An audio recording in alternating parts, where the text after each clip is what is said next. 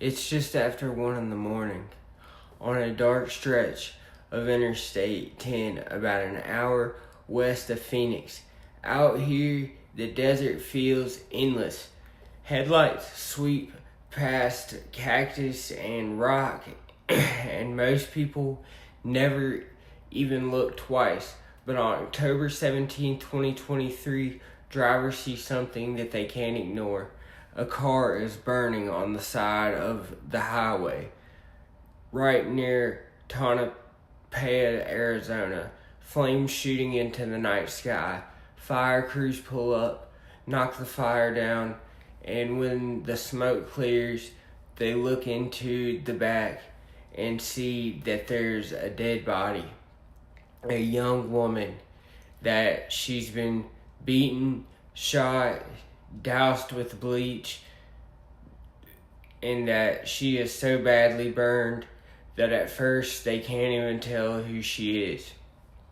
So, when the medical examiner finishes the autopsy, one detail will haunt everyone who hears it: that there was smoke in her lungs. That means that she died from smoke inhalation, and she was alive when the car was set on fire. And her name was Mercedes Mariana Vega. She was 22 years old, an exotic dancer in Phoenix, living in Tempe and dreaming of becoming a personal trainer and opening her own gym. So, how does a night that was supposed to be a dinner with friends, maybe some work, end with Mercedes dying in the back seat of a stranger's burning car in the middle of the desert? Alright, my name is Christian Whitlow, and this is Fed by Fire.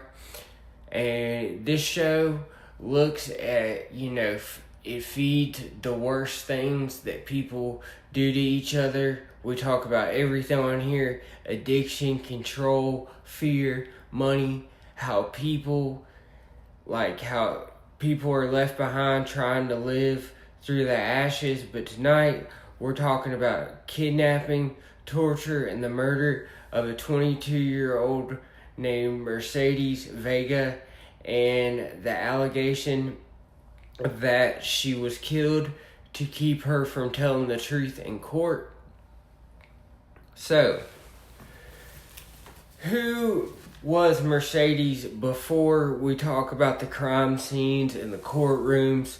We need to talk about who Mercedes was as a person when she was alive, how Mercedes grew up. She grew up like a lot of young women in Arizona, close to her family, figuring out who she was, just starting to step into adulthood.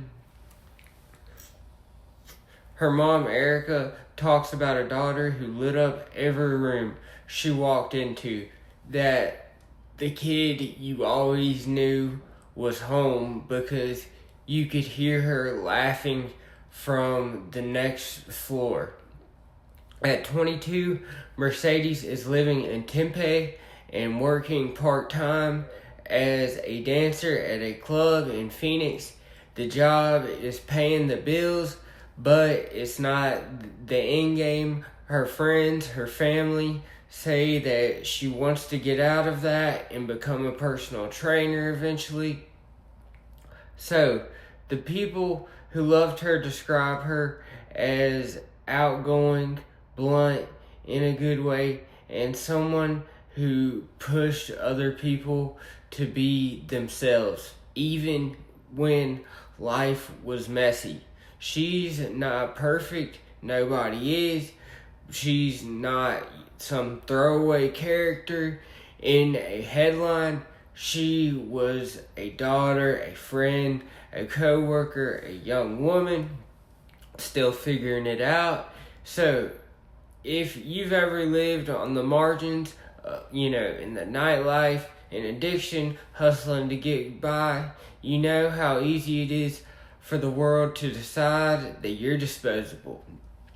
But Mercedes wasn't disposable to the people who loved her. And she shouldn't be disposable to the public. So, let's talk about the lead up. Work, risk, and an old wound. To understand why anyone would target Mercedes, you have to go back a few years. In October of 2020, Mercedes reports that she's been followed from the strip club where she works and robbed at gunpoint, and court records and reporting connect that the robbery to a man named Cujo, also spelled Kudo, C-U-D-O-E, Young, who at the time is an aspiring football player with a very different life trajectory from Mercedes. According to those records, Mercedes does what a lot of people in her position are scared to do, and she cooperates with law enforcement. So, she becomes a key witness in an armed robbery case. Years later, she is still scheduled to testify. Fast forward to April 2023. By now, that robbery case is closer to a courtroom showdown, and prosecutors say her testimony matters. And in the world of violence, that makes her a problem. So, if you've ever lived in an environment where people, carry weapons, move drugs, run scams, you know the rule that everybody says nobody talks. It's the lame-ass code no one lives by. People don't just fear prison, they fear losing control. A witness is a threat to that control. So, the night of April 16, 2023, Sunday, April 16, 2023, Mercedes is in Tempe. She has plans, maybe sushi, maybe Dave & Buster's, who knows. Maybe heading to work. The exact plan shifts a little depending on who you ask.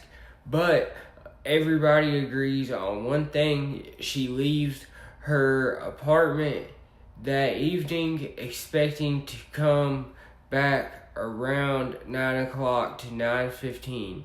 Security cameras at her apartment complex pick her up as she walks into the parking garage, looking at her phone, possibly on FaceTime, whatever the case may be. This is one of the last clear images they have of her alive. And what happens next is not on video, but the concrete tells the story. Later, investigators and her family will find blood all over the parking space where she usually parks her Dodge Charger. Police believe that she is struck on the head in that garage, attacked by at least one person, they don't know exactly, and forced into another car.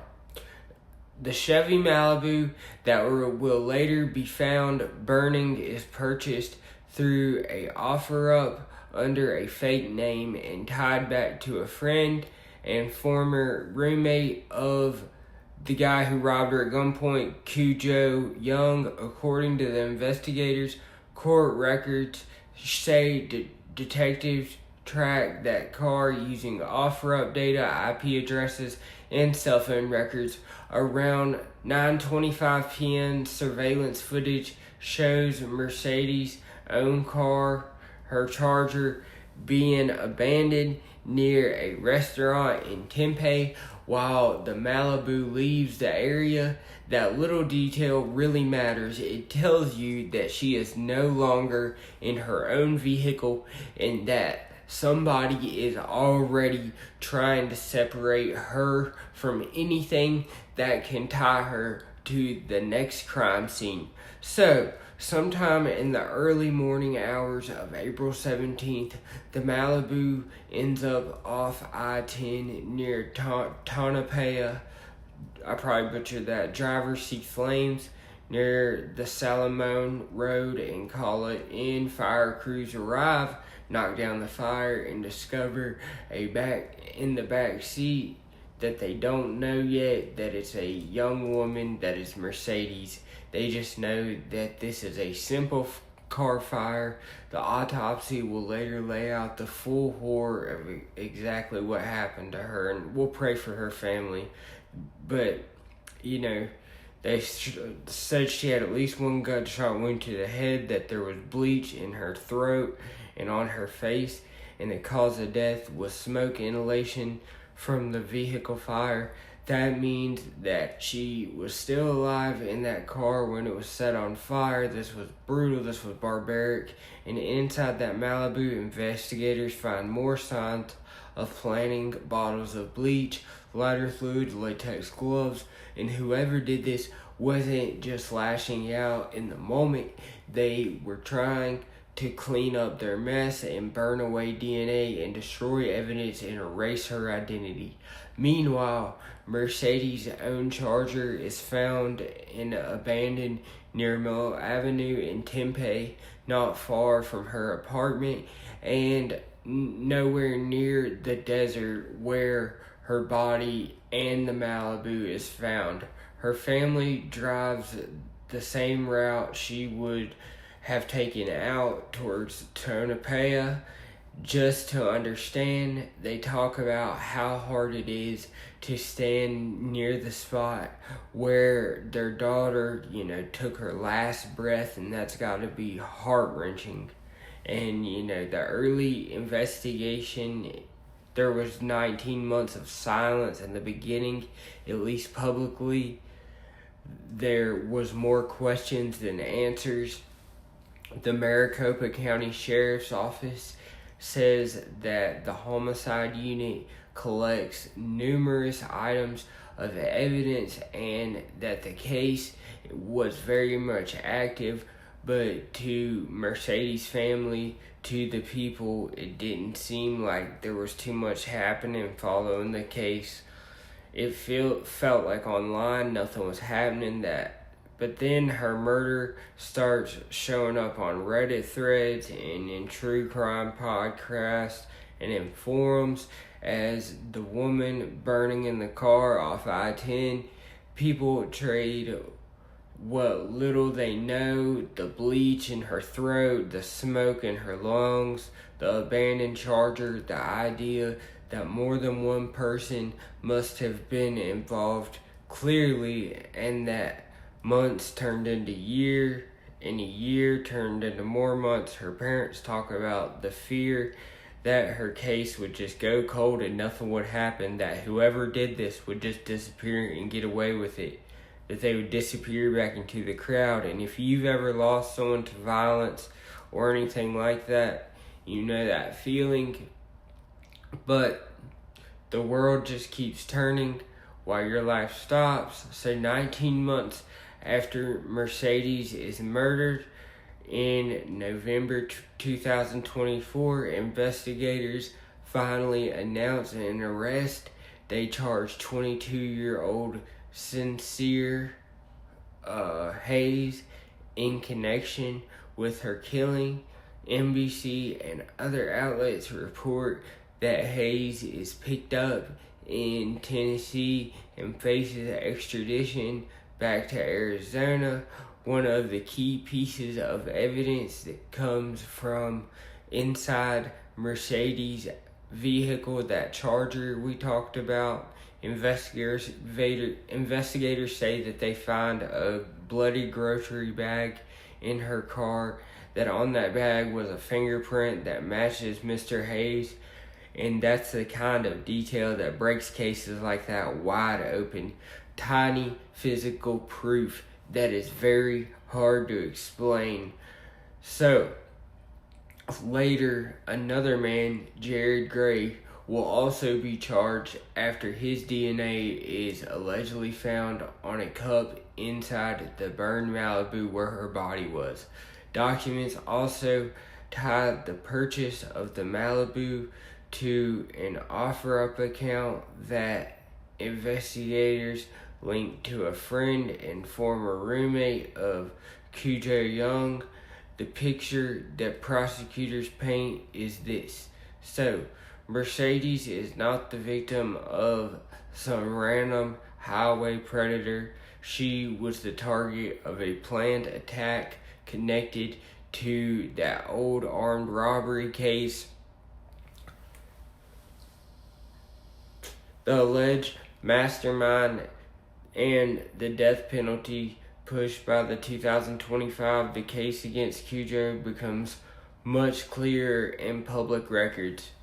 So, prosecutors say that Young is the man Mercedes had identified as the gunman in the 2020 robbery outside, said this was pure retaliation for that strip club robbery where she worked. They allege that he orchestrated her kidnapping and murder to keep her from testifying, obviously to keep her from testifying against him.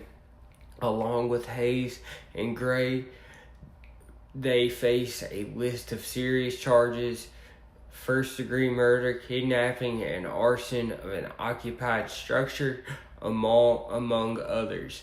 Court filings describe a plot where a car is bought under a fake alias and moved around Tempe, Arizona, and then driven into the desert with Mercedes with her dead body in the back seat. In December 2025, the Maricopa County Attorney's Office files notices that it intends to seek the death penalty for both Mr. Young and Hayes. The county's attorney calls the murder heinous and says that the death penalty is an appropriate sentencing option in this case. That Mercedes' mother has her own words for it. She talks about walking into the courtroom and seeing the men accused of killing her daughter and watching their chest rise and fall as they breathe. Then she thinks about the fact that her daughter is not, she's not breathing anymore. In her mind, that feels unbearable. It's unfair. As of this time of the recording, these men are charged and not convicted, so they are presumed innocent until proven guilty in the court of law, and the full story will be tested in front of a jury, but the allegations alone tell you just how far someone might go to silence a single voice.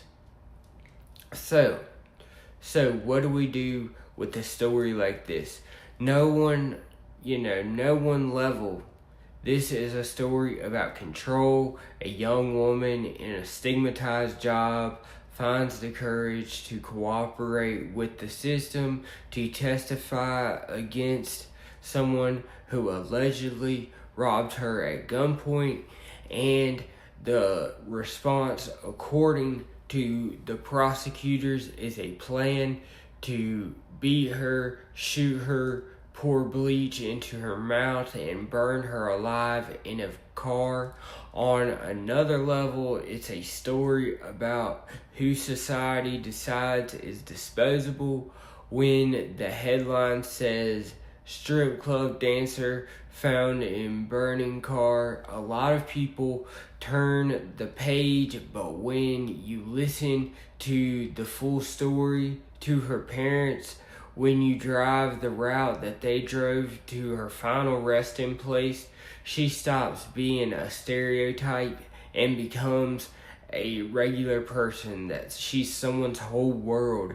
And if you've lived through things like this, through addiction, through bad decisions or dangerous circles, then you know how fast a person can slide from I'm just trying to survive into I'm involved in something that could get me killed. You also know how powerful it is when someone decides to tell the truth anyway. For Mercedes telling the truth in this case, it cost her life. So that doesn't mean that telling the truth was wrong. It means that the system around her did not keep her safe enough, and that's disappointing. But Mercedes Mariana Vega, she was 22 years old. She wanted to leave the club, train clients, and build a life that she could be proud of. Instead, her last moments were in the back of a seat, burning alive on the side of the highway. Most of us just used the highway to get somewhere. So her family's still sitting through court dates and listening to lawyers going through that whole process, looking at the faces of the men accused of killing their daughter, and that's got to be heartbreaking.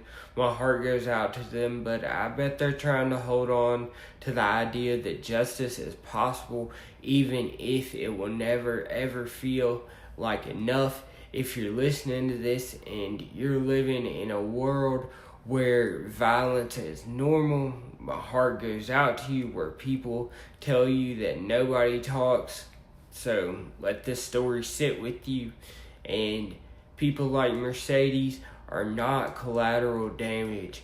They are the point that if you know something about a case in your own community, consider reaching out to, law enforcement or victim advocacy groups in a safe way. If you work in the nightlife, sex work, or any high-risk environments, build a safety net. People who know where you are and who you're with, and what threats could potentially face you in your life. So I'll say her name out loud. Mercedes Vega. Keep her family in your prayers and thoughts. This one hits home. It reminds me of my aunt who was strangled to death in New York City in 2022. But next, let's go to the next case. It's going really deep into one of the most bizarre, infuriating cases to hit small town America this year. The saga of Whitney Cheatham, the Alabama spa owner dubbed the smiling trafficker. So this thing went viral. This isn't your typical drug bust. We're talking about a glamorous wellness spa turned alleged hub for family-run prescription drug trafficking.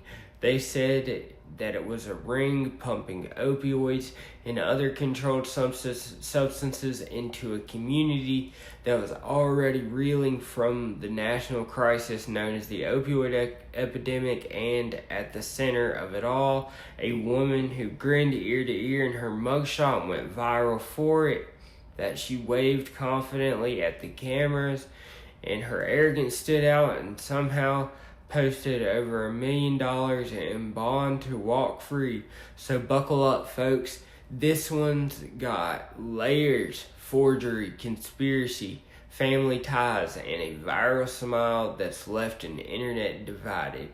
So, we'll break down the timeline, the charges, the arrest, and what this says about trust, greed, and justice in 2025. So let's get into it, y'all.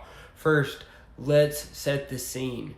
Coleman, Alabama, a tight-knit town, about 18,000 people, known for its German heritage, festivals, and conservative values. In 2022, Whitney Leanne Cheatham, a registered nurse with a background in cosmetology and nutritional coaching, opens a infusion wellness spa on 2nd Street Southeast. On the surface, it's everything you'd expect from a modern wellness spa: IV hydration, therapy, Botox parties, weight loss, that whole gimmick, programs, facials, the works. Cheatham markets herself as a health guru or a health expert, expecting to help people feel their best. That whole pitch. But fast forward to early August 2025, local pharmacies start flagging suspicious prescriptions coming through, multiple scripts for powerful controlled substances, things like oxycodone and hydrocodone, opioid, Adderalls, Xanax, testosterone, all coming from the same source, filled at different spots around the town. So, those were all red flags that went up. On August 5th, Coleman police get tipped off and investigators trace the forged prescriptions back to the Infusion Wellness Center. By August 11th, they execute a search warrant at the spa, and photos from that day showed the place cornered off, a stark contrast to the usual vibe. Police seize key evidence such as documents, computers, whatever linked Cheatham to writing and distributing these fraudulent prescriptions without a license to prescribe. Warrants drop on August 15th. The next day, on August 16th, 33-year-old Whitney Cheatham, now 34-year-old, turns herself in, and that's when things get a little weird, and her booking photo hits the internet, goes viral, and explodes. And Whitney isn't crying, that she isn't, stone-faced, that she's beaming and has a full smile, waving like she's at a meet and greet for social media. And social media loses it. Memes, theories, smiling spa queen, the smiling trafficker. These were all little nicknames they gave her. Some say it's defiance, others say it could be innocence, but I doubt that. A few even claim nerves, but in a case this serious, it fueled the fire, and that Cheatham's charged with 25 felonies and misdemeanors, 3 counts of drug trafficking, opium derivatives, each carrying 25 plus years, criminal conspiracy to commit trafficking, attempted trafficking, multiple counts of unlawful distribution of controlled substances, as well as practicing medicine without a license, 11 counts of 4th-degree forgery. Coleman County DA Champ Crocker doesn't mince words. These forged scripts originated from her business, poisoning the community with narcotics amid an opioid epidemic. Bonds initially was set high, over $1.7 million, but reduced to $1,055 million by October 2025. She posted and walks free pending trial, but Whitney wasn't alone. This was a family operation. Days after her arrest, police go on public record looking for her father, 55-year-old Kelvin Neil Cheatham. He's wanted on similar charges tied to the spa probe. He stays on the run for weeks, but on September 4th, he turned himself in. Kelvin faces 11 charges, multiple trafficking counts, conspiracy, forged instruments. Then, August 20th, authorities arrest Cody Ray Smith, 30, Whitney's short-lived ex-husband. They married briefly, divorced amid drama. Smith gets hit with 11 charges, 2 conspiracy and unlawful possession by fraud. And get this, earlier in 2025, Smith had separate arrests for child exploitation stings and human trafficking, solicitation of a minor. Unclear if it was directly linked to the spa case, but it paints a troubling picture that these 3 arrests and dozens of charges out of one spa at the center. Prosecutors allege that Whitney forged prescriptions, distributed drugs illegally, and roped in family to move product, all while running a wellness business. As of late December 2025, the case is ongoing. Whitney's out on bond with no trial date public yet, but the spa is shut down. The reputation in ruins, and the community reactions are mixed. Shock and Coleman national fascination with that smile, a placement for healing, allegedly became the source of harm for profit, and that $1 million bond in a system where small-time dealers rot in jail, a alleged major trafficker walks. Is it justice, or does money talk? The deeper question: how many more, respectable fronts are out there? Doctors still overprescribing, clinics skirting rules. It's, a national plague, folks. Stories like Whitney Cheatham, they remind us that evil often smiles brightest, but stay vigilant, question the facade. If this episode hit home for you, share it, leave a comment. Till next time, give me some things you want to hear me talk about. We'll talk about things in the headlines. If you'd like for me to be a guest on your channel, my stuff will be in the description.